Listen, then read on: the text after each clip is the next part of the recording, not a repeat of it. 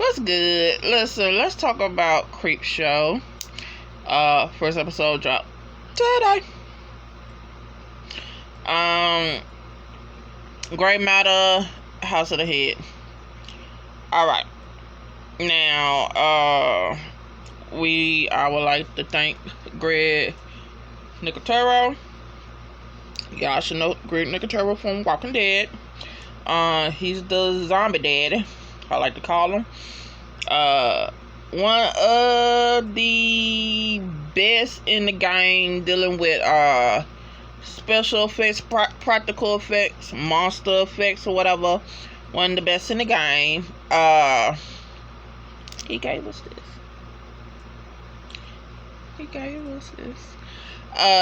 Yeah. Okay, so the first Creepshow came out, I want to say, in 1982. I think 1982. I think I'm right. That was given to us by George Romero.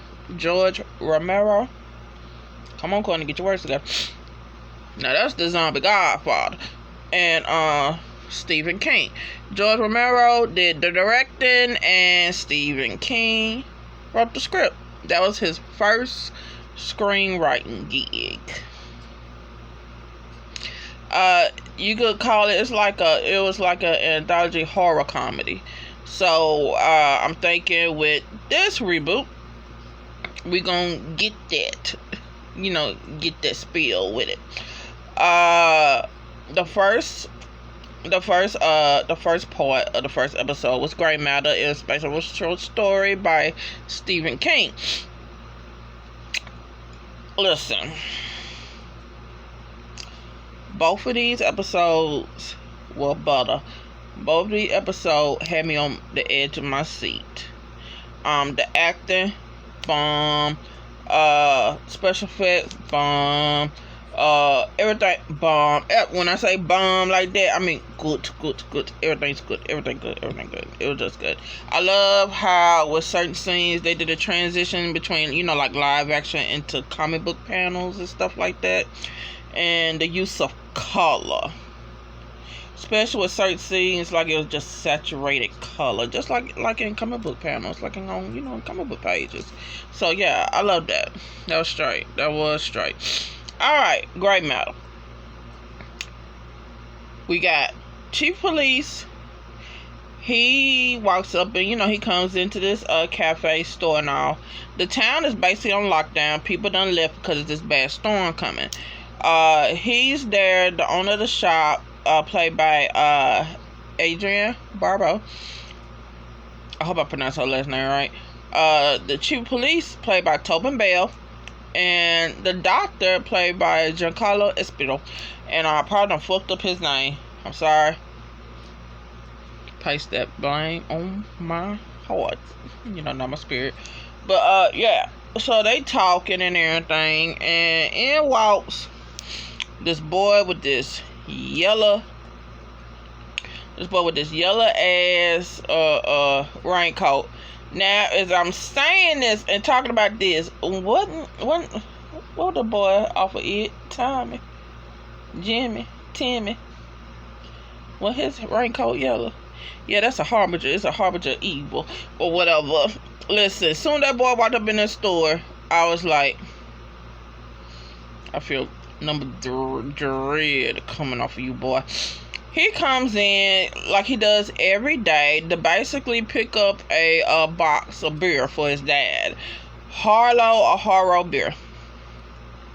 The woman, she goes in the back to get it, brings it to the front, and it's mold on the box. Now the lady go tell the Chief Police, like, listen, is you gonna handle this damn mold problem? I'm like, lady, I hope you ain't serving people food with mold, bruh. You know what I'm saying? I really hope that ain't what you're doing.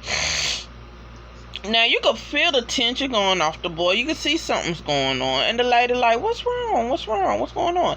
And, like, she take the money. The money got slammed on it. And, the little boy talking about, listen, don't make me go back. I don't want to go back. And the way he's acting. And she like, listen, ever since mom, dad, and everything, dad, he's changing. He ain't the same no more. like that. And so the lady tells, the chief and the doctor, hey, go take this bird to so-and-so and check on him, see what the hell going on. And so they go and do that. And, she goes and cooks him something because it look like the boy ain't ate since forever. And I'm like, you trying to feed him and there's mold on the box and shit like that.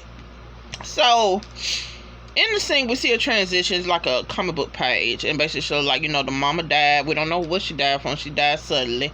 And it was just, what was left was the boy and the father. The dad worked all the time. But you said, every Friday, he drank him some Harlow beer. Like that. And, and the son was like, dad was like, real men don't cry, boy. And all that stuff. I said, well, maybe you should have shed a tear. Because you shed a tear, it would have kept, kept all this fuck shit from happening. You get me? So the boy basically goes and tell, basically tell what's going on. Dad was drinking beer. He kept drinking beer. At first it was on Fridays. Next thing you know, every evening. It got worse when mom died. So he started drinking it during the day. And he drunk the day at work. And the dad lost the job because the job let him go. So he can't be drunk and trying to work at the same time. That dog don't hunt. So the dad said, he gonna start doing drinking contests to bring money in. And, while all this is going on, he gonna tell the son, listen, daddy gonna stop. I promise you, I'm gonna change. I'm gonna do this. Excuse me, making these promises to this baby. And, you basically see this disintegration of this man, how he changed, how his body reacted. Homeboy upchucks in the sink. He does this, goes all up and check his teeth. Bluish green slime. Next thing you know, dad don't like bright light. Dad want it hot up in the house. Dad needs you to he don't like bright natural light or artificial light. Dad like his beer hot. You know what I'm saying? And that's what's happening. And then you can see the gradual change of his body. He got gross. He looked like them niggas melting. Next thing you know, he's literally a walking piece of slime under a blanket. The boy goes, comes in. He said, Dad was under my blanket. And you basically see his hand morph into a damn tentacle. And he tells the son, go get me a beer, boy, or whatever. And the boy like, Daddy, what's going on like that? And the dad said, boy, don't make me touch you, or you gonna end up looking like this. And I could have sworn I thought they were gonna show us how the man looked under the damn blanket. I don't know was I ready, but I was ready. But I'm glad they didn't, cause the end paid off. The end paid off very fucking well. So while this is going on, homegirl know, like, okay, what else going on? What else you telling me? Cause while the boy is saying this, you can see he breaking down somewhat. Now the chief and the doctor, they make it to the house, and they go in there. The house is rank, is in disrepair. It's all kind of fuck shit. It's look like moss growing from the damn ceiling and all. And they go for the upstairs. It's funky. They go in. They looking for the daddy. They see the chair. The chair ain't nothing but a big old petri dish or whatever the hell that is. And so they see something. It done got the doctor. The doctor constitution. It ain't no, it ain't built for this. So he goes to the room to upchuck. He does that, see something, rub back and everything. The chief goes in and it's too slimy bodies that ain't got no meat. I couldn't say the word. My tongue got tired. I'm getting tongue tied right now. So, yeah. And I'm like, okay, where daddy? Where demon daddy? Cause as we all know, like the boy said, that ain't the same no more. We don't already put two and two together like, listen, daddy ain't daddy no more. Daddy is a monster. But what kind of monster is it? So, come to find out the dad been behind them. They turn around and there's this 8-9 foot behemoth looking bluish gray slimy tentacle ass motherfucker. Doctor, bruh, he falls back and everything. He hollering. I'm like, bruh, backpedal your ass out this house. Right? Damn, Tobin Bell, he gets got. I was like, God damn it. Shit. You know, I ain't want none of them to die. You know? So, here goes the show. Here comes the monster. The monster falls or lays on Tobin. I don't know what the hell it goes. But you see the monster jerking. Next thing you know, the monster splits. And it divides, y'all. Now there's 2 monsters and all extra tentacles and everything. Doctor finally gets up, haul ass. But not before we see there are suddenly 3 monsters. This motherfucker is multiplying, bitch. So, the boy's like, I'm sorry, and everything, you know, but I love daddy, and all this stuff. And, you know, she like, well, what you tell me? Why? Like, what's going on? You gotta remember, yeah, homeboy was drinking all that beer, but he still had to eat.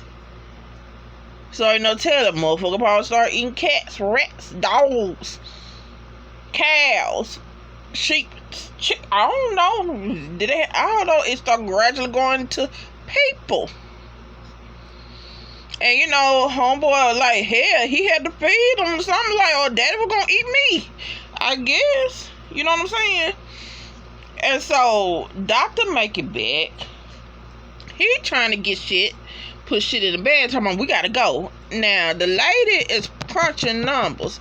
And I'm like, lady, what is you doing? Girl, get a bag, get the keys, we gotta get the fuck out of here. And you know, homeboy like, what is you doing? And you know, she's trying to see how long it'll be before the end. Cause remember, daddy is multiplying. And the boy said, you know, she trying to see how long we got before the end. The end of everything. And that ceiling cracks and deep blue arms come and they snatch the doctor.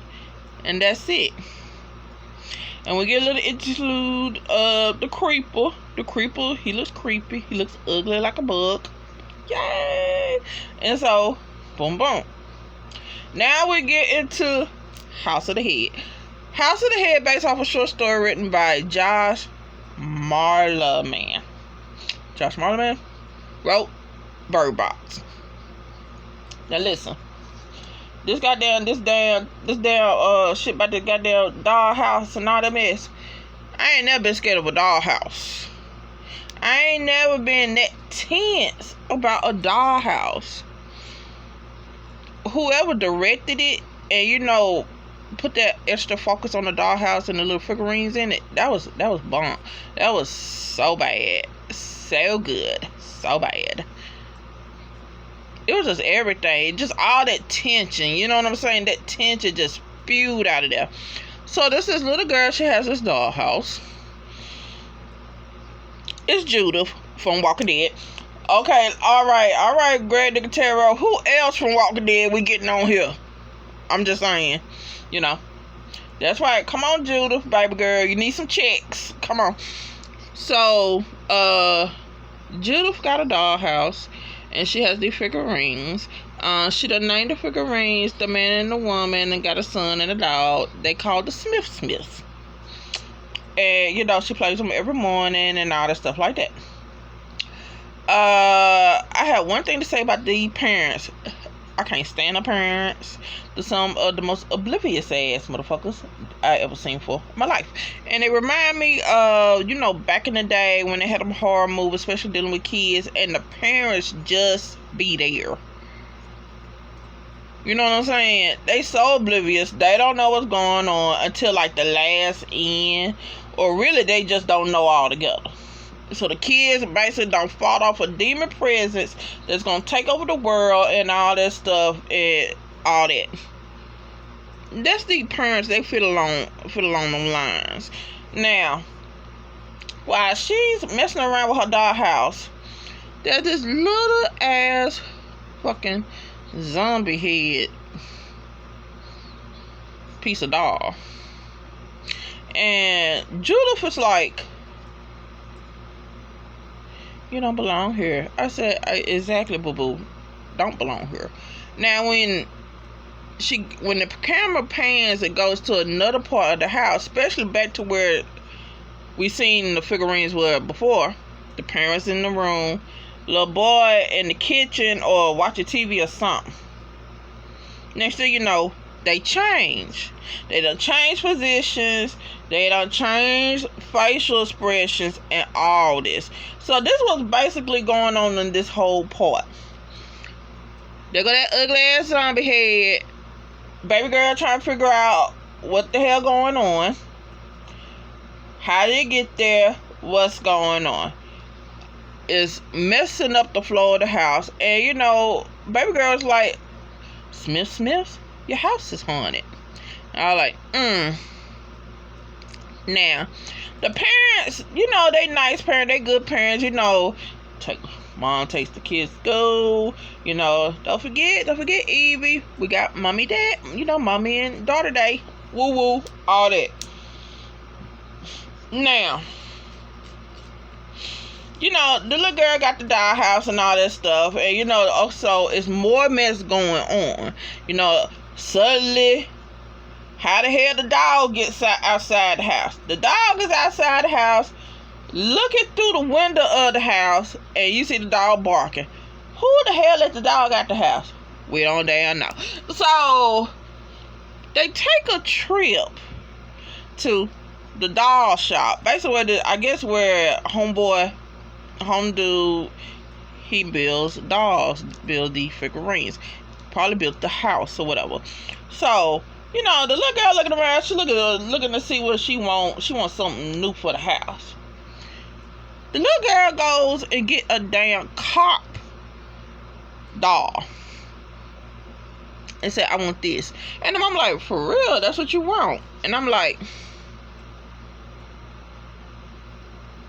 "Woman, you don't think that's strange?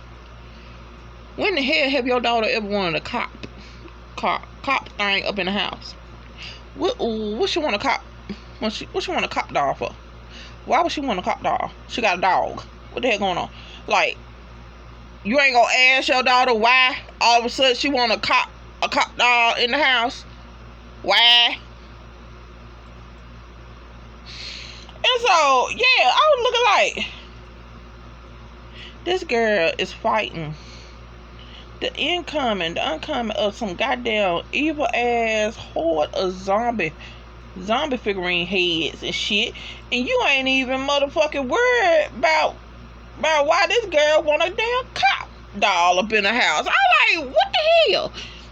And so, she put the cop thing up in the house. And now here's this another scene where it's time for time for dinner.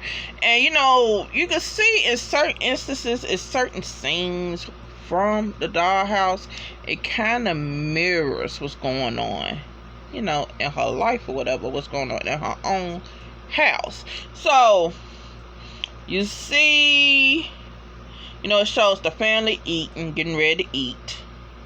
And you see the little dolls, they got their hands like they're saying grace. So, baby girl go down, they getting ready to eat and all that stuff. Out of the blue, baby girl like, "Father God, listen, I really don't know that much about you, because, probably I don't think my parents really, took me to church. but I heard about you though. So yeah, it's something janky going on in that doll house that my mama got for me. It's a little ugly ass doll here figurine. And I was just wondering, they say, you know, you can work miracles. Is that any damn way you can get that ugly ass head figurine out my house, out my life? Thank you very much. I'm just saying, that was probably part of what the grace was. Now, while that was going on, the parents looking like, oh my God, that's strange. You know, they like chuckling or whatever. And so they go and does it, you know, half-ass or whatever. I said, listen, y'all need all kinds of prayer up in there. You get me? And I'm like, y'all still don't think that's strange? Cause the way y'all acting, the girl ain't never did grace. The way y'all acting, the girl she probably don't know of a grace. So they still ain't saying nothing. So she put the cop thing in there. It shows the cop like on the stairs, half of the body, you know, on the stairs in the attic, and his gun is drawn, right? And I'm like, the daddy show up. Oh, what's going on? Oh, he doing investigate. Man.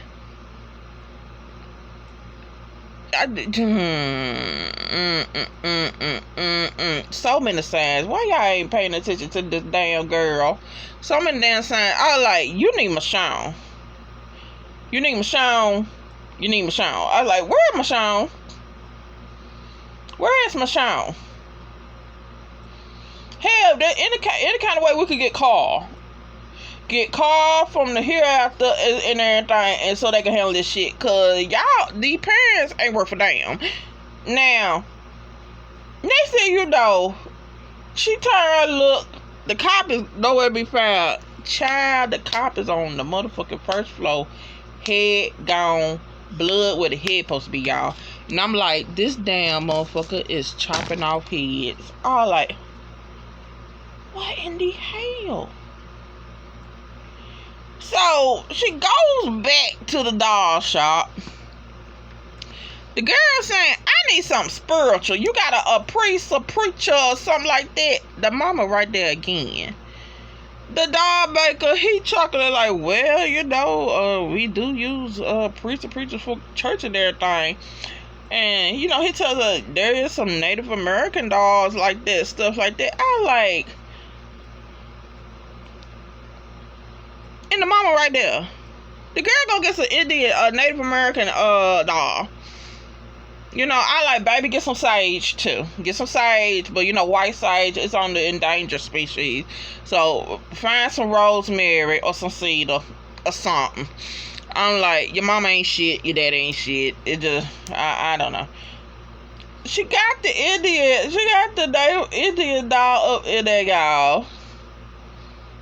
Then its head leaves. It get decapitated. Have his bodies out the window. I was like, bitch. Then all of them heads are gone. The mama doll, daddy doll, child doll. The zombie head doll is on the little boy doll. And it turned around. Listen, Judith, Evie, baby girl, she's over it. She grabbed the doll, chunked the motherfucker, jumped in the bed. Next thing you know, the damn, it's a life-size version of the zombie head under her bed. She like, no, you're gonna have to go. You're gonna have to go. She gotta save her parents. Cause just think, soon as the live action version of that doll is in this reality, that's it. Her folks gonna die. All of them gonna die. Everybody gonna die.